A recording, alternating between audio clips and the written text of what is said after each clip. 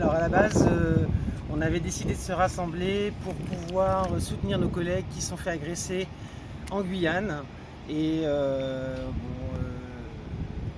voulait aussi sensibiliser la population que ce qui s'est passé en Guyane peut aussi arriver en Guadeloupe et leur dire voilà, vous avez des professionnels de santé, des infirmiers, des kinés, des médecins, des pharmaciens, toute cette population de santé peut venir vont à domicile et de les préserver en sachant que si jamais un jour il leur arrive quelque chose, ils ne pourront plus accéder à ce domicile, et ce qui fait qu'en fait il y aura un dommage collatéral, le patient ne pourra plus être soigné, ce qui va entraîner certainement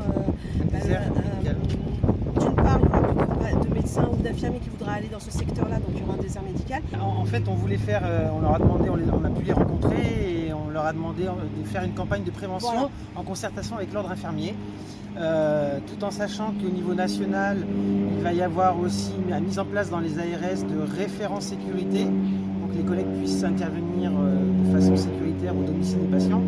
Donc ça sera négocié, enfin du moins discuté au Sénat au mois de mai 2025. Et le plan qui a débuté en septembre 2023 ira jusqu'en septembre 2025 en métropole. On attend, donc là on essaye justement de travailler, de montrer qu'on est là pour travailler avec toutes les instances, que ce soit l'ordre, l'URPS ou l'ARS, pour pouvoir mettre en place des conditions optimales de travail. Oui. Je pense que tous. Alors, victime pour ma part, violence, ça n'a pas été jusqu'à des attouchements ou quoi que ce soit, mais violence verbale à me proposer des choses malhonnêtes, oui. J'ai été agressée à 2 reprises, moi, une fois en voiture parce que j'ai dû me garer à un endroit qui ne plaisait pas aux voisins et il m'a sauté dessus à la gorge en me demandant de me dépasser, et un autre où c'était un craqué qui m'a empêché de sortir du bâtiment en me proposant des choses malhonnêtes. Voilà.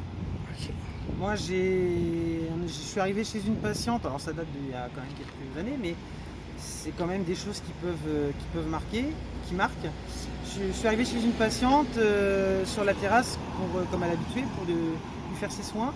Et c'est vrai que c'était mes remplaçants qui travaillaient, donc moi j'étais en vacances, j'avais changé de coiffure.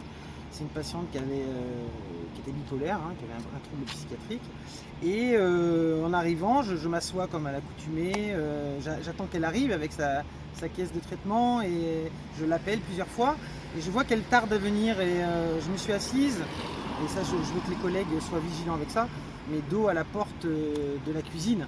Et il y a des fois où on se relâche. Vraiment, il y a des fois où on se relâche. Ce jour-là, j'étais dos à la porte. J'ai entendu quand même qu'elle trifouillait dans les couverts. Je me suis dit, mais qu'est-ce qu'elle fait? Donc du coup, j'ai tourné la tête et à ce moment-là, le couteau de boucher était juste sur mon épaule. Donc j'ai pu partir très rapidement parce que j'ai encore des restes du sport que j'ai effectué il y a quelques années, donc je suis assez vive. J'ai pu partir très rapidement dans mon véhicule et appeler. Alors à l'époque aussi, j'ai appelé Monterrand, mais il faut savoir que les collègues, il faut appeler la police. C'est la police qui déclenche tout. Donc j'ai pu faire intervenir les secours.